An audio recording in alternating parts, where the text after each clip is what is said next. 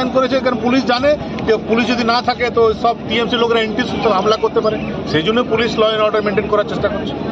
আজকের এই বিষয়ে কি বলবেন? কিন্তু মিছিল হোক না, বলবো, বক্তব্য হোক, যখন হবে তখন সব বলবো। অঞ্চলে তৃণমূল কংগ্রেস একটা বিক্ষোভ মিছিল করেছিল। বিক্ষোভ মিছিলে তারা নাম দিয়েছিল, আমাদের জেলা সভাপতি দেবতনুদা এসছেন, তার জ্ঞাতার্থে বলি ওরা ওই বিক্ষোভ মিছিলে নাম দিয়েছিল কেন্দ্রীয় সরকারের বঞ্চনার বিরুদ্ধে নাকি তাদের মিছিল।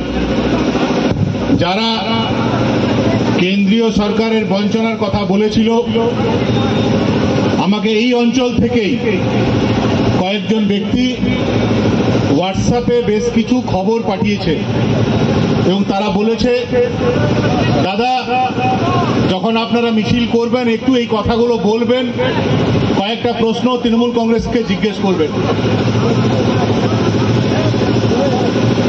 যারা বলেছিল যে কেন্দ্রীয় সরকার তাদেরকে বঞ্চিত করেছে, সেই ব্যক্তির নামে একজন লিখে পাঠিয়েছে হোয়াটসঅ্যাপে, কে লিখে পাঠিয়েছে সেটা বলছি না, কার নামে লিখে পাঠিয়েছে সেটা আপনারা সবাই বোঝেন, ওকে হিরো করছি না বলে দিয়ে। ওর নাম ধরে নেন, কি নাম দেবো রে, বালিচোর বলুন, মাদাইগঞ্জের বালিচোর, মাদাইগঞ্জের বালিচোর।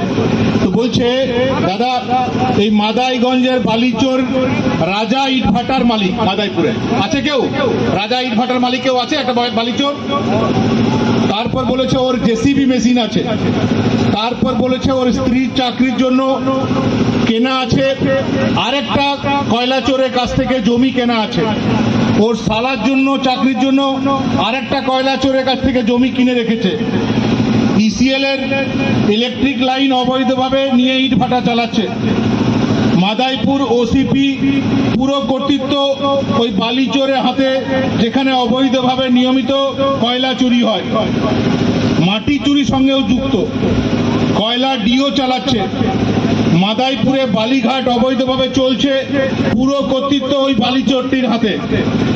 এই বালি চালাতে প্রতি ট্রাক পিছু 200 টাকা করে নেওয়া হয় এবং প্রতিটি ট্র্যাক্টর 5 টিপ করে চললে মোট 43টি ট্র্যাক্টর আছে, তাহলে 43 গুণিত 1000, 43,000 টাকার প্রতিদিন তোলা পায়। একদম হিসাব করে করে পাঠিয়ে দিয়েছে।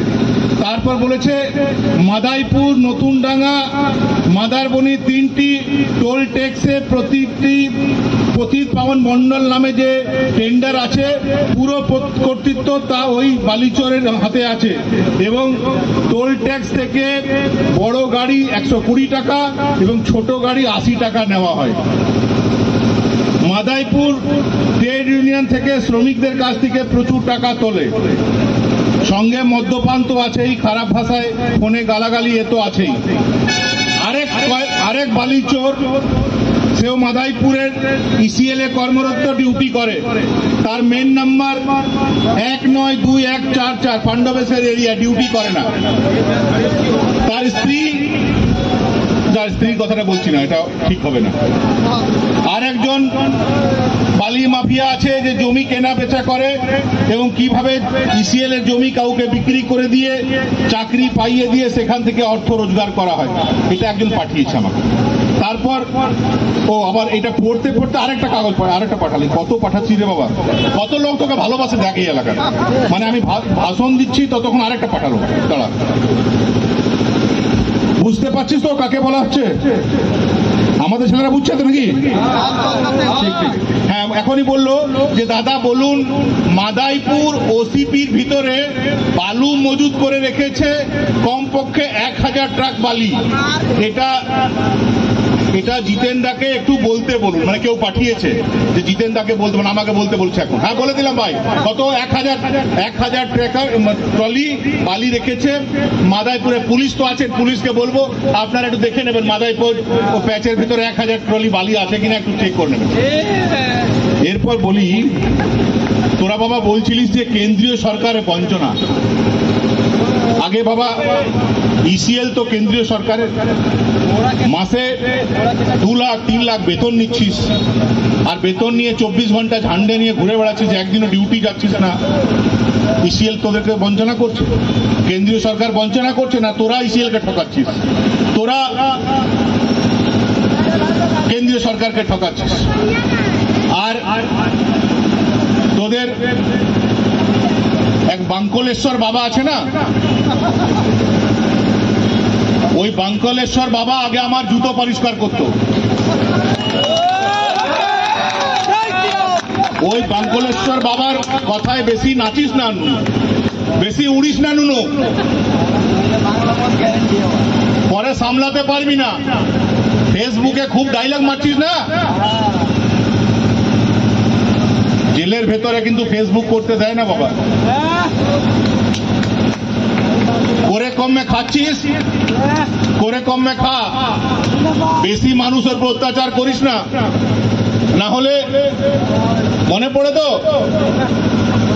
2 বছর আগে অনুব্রত মণ্ডল যখন অ্যারেস্ট হয়ে এসেছিল, তোরা সবাই মিলে আসানসোল জেলে ওর সঙ্গে দেখা করতে গেছিস। তোরা যার সঙ্গে দেখা করতে যাস তার কি অবস্থা হয় বুঝেছিস তো? তোরা অনুব্রত মণ্ডলের সঙ্গে দেখা করতে গেলি, তার ওজন দেখ 22 কিলো কমে গেল, বেচারা 2 বছর জেলে থাকতে হলো। এখন তোরা দল বল নিয়ে ওই বাঙ্কলেশ্বর বাবার সঙ্গে রোজ দেখা করতে যাচ্ছিস কেন বাবা? অনুব্রতকে ডুবালি, আবার ওকে কেন ডুবাবি? ওকে সুস্থ থাকতে দে ভাই, কেউ বাঁচাতে পারবে না। আর বলি, বড় বড় ডায়লগ মারা বন্ধ কর, না হলে তোদেরকে কিভাবে সাহায্য করতে হয় আজ নাম বললাম না, মেন নাম্বারটা বললাম না। করে কমে খাচ্ছিস, ভদ্র মানুষের মতো থাক, ভদ্র লোকদের মতো থাক, না হলে কাল থেকে ডিউটি যেতে হবে। কিন্তু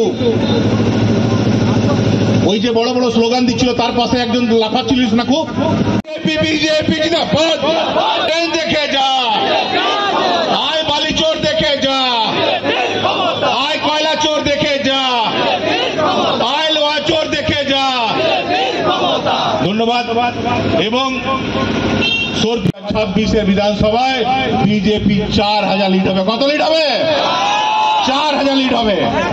আর আরেকবার বলে দিয়ে গেলাম, আজ মুখে বলে যাচ্ছি, এরপর যদি সংযত না হয়েছ তাহলে আমাদের দল কলম দিয়ে কথা বলবে এবং ডিউটি করতে হবে। কিন্তু ভাই, ইসিএল এ হাজিরি করিয়ে ঘোরা বন্ধ হবে। মাসে 2 লাখ টাকা বেতন নিচ্ছ আর ঘুরে বেড়াচ্ছ, এটা কিন্তু আর আমরা বরদাস্ত করব না। প্যাচে যারা রোজগার করছো বরদাস্ত করব না। বিনা চালানে বালি চুরি হচ্ছে, বরদাস্ত করব না। বালি চুরিও করবি আর বড় বড় কথা বলবি, চোরদের এত ক্ষমতা। চোর বটিস, চোরের মতন থাকবি। চোর বটিস, ভদ্রলোক হওয়ার চেষ্টা করবি না। চোরের মধ্যে আর ভদ্রলোকের মধ্যে কোনো ডিফারেন্স থাকবে না। চোর কোথাকার, ঠাকুর তোকে তো মুখটাও চোরের মতন দিয়েছে, দেখেই মনে হয় চোর। মনে পড়ে আমি যখন ছিলাম, আমার সঙ্গে দেখা করতে গেলে কি বলতাম? আচ্ছা সকাল সকাল আমার সঙ্গে দেখা করবি না, তোর মুখ দেখলে সারাদিন আমার খারাপ যায়।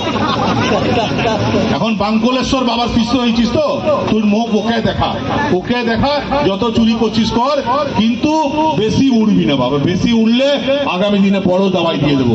ভারতীয় জনতা পার্টি জিন্দাবাদ, নরেন্দ্র মোদী জিন্দাবাদ, পাণ্ডবেশ্বর বিজেপি জিন্দাবাদ। তো এরপর আপনাদের